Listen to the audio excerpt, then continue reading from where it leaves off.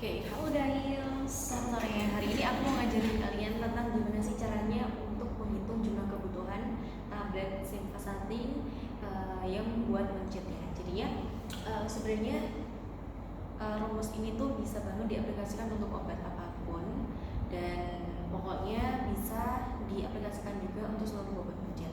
Jadi caranya gini ya guys. Mungkin nanti videonya akan aku percepat sedikit sambil aku voice over ya. Jadi silahkan memperhatikan baik-baik.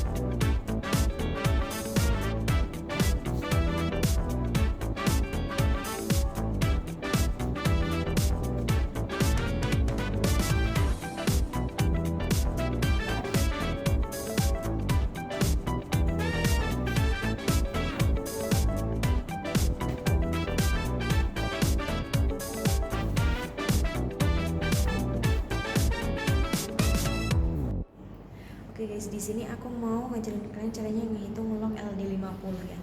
Jadi aku pakai kamera belakang nih.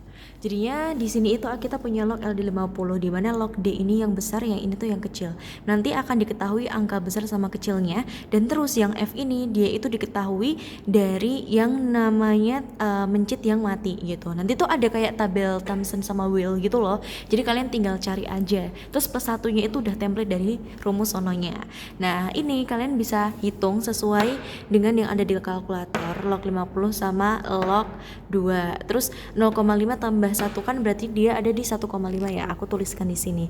Nanti kita cari bareng-bareng ya angkanya berapa. Terus kita taruh di sini. Langsung aku skip ke next video. Nah, oke. Tadi itu aku salah nulis lagi. Jadi log yang udah kita hitung tuh log 50 di sini sama log 2. Ini hitungnya pakai kalkulator ya. Jadinya nanti kalian tulis aja log 50 berapa, log 2 berapa. Terus hasilnya adalah ini. Terus jangan lupa ditambahin sama yang dikali sama 1,5 tadi. Kayak begini ya. Jangan lupa pokoknya. Karena ini paling krusial banget, jangan sampai lupa, nanti soalnya bikin hasilnya beda. Terus hasilnya ini dijumlahkan semua kan dapat kayak gini kan. Belum selesai sampai sini, kita harus ngitung antilognya dulu. Kadang-kadang kalau antilog itu ada yang minus juga. Nah, yang aku dapatkan perhitunganku di sekarang ini ternyata dia nggak minus, jadinya hasilnya adalah seperti ini. Jadi kita dapatkan hasilnya adalah 150,34 mg per kilogram BB. Oke, terus yang selanjutnya guys, aku tuh sebenarnya mau hafalan gitu loh, hafalan 10 nama obat yang pastinya itu buat kita responsi di P12, 13 sama 14. Karena berhubung aku belum hafal 9 obatnya ya kita cek aja nih. Oh ya, pertama itu ada atorvastatin guys. Jadi atorvastatin itu biasanya diminumnya secara oral, dia bentukannya tablet. Indikasinya untuk apa? Itu dia bisa banget untuk menangani kolesterol. Nah, cara mekanismenya dia untuk menangani kolesterol adalah menurunkan LDL-nya gitu. Cara minumnya cukup 1 kali sehari sih, kayak simvastatin itu juga sama 1 kali sehari. Terus apa aja interaksinya? Interaksi obatnya itu kira-kira nanti bisa banget untuk risiko nyeri otot meningkat ataupun meningkatkan kadar obat. Jadi bisa dihindari jus grapefruit atau dihindari bersamaan dengan gemfibrozil. Terus yang selanjutnya ada simvastatin. Kayaknya tadi aku sudah sempat untuk review simvastatin ya di perhitungan gitu. Nah, simvastatin itu minumnya secara oral. Secara oral itu berarti lewat mulut. Sediaannya itu tablet. Biasanya simvastatin itu ada yang 10 mg, terus ada yang 20 mg juga. Cara minum cuma 1 kali sehari aja dan waktunya malam. Atorvastatin, simvastatin sama aja ya. Interaksinya apa? Sama juga, dia harus menghindari jus grapefruit gitu karena dia akan meningkatkan kadar obat. Jadinya mungkin efektivitasnya akan lebih dan bisa dihindari dari penggunaan obat yang sama yaitu gemfibrozil, fenofibrate atau verapamil gitu. Yang ketiga ini ada furosemid. Furosemid itu termasuk golongan dari loop diuretik, di mana indikasi obatnya ini sendiri adalah sebagai untuk penurun tensi. Jadinya kalau punya tensi ataupun tekanan darah tinggi, biasanya para dokter meresepkan yang ini. Efek sampingnya apa? Bisa banget buang air kecil, itu paling khas di furosemid. Cara minumnya itu kalau tekanan darah di pagi hari ya, kalau kolesterol kan malam, kalau yang tekanan darah di pagi hari. Interaksinya apa? Jangan dikombinasikan sembarangan sama obat antihipertensi lain. Karena apa? Bisa saja nanti kita hipotensi atau yang namanya tekanan darahnya menurun, jadinya efeknya lemas.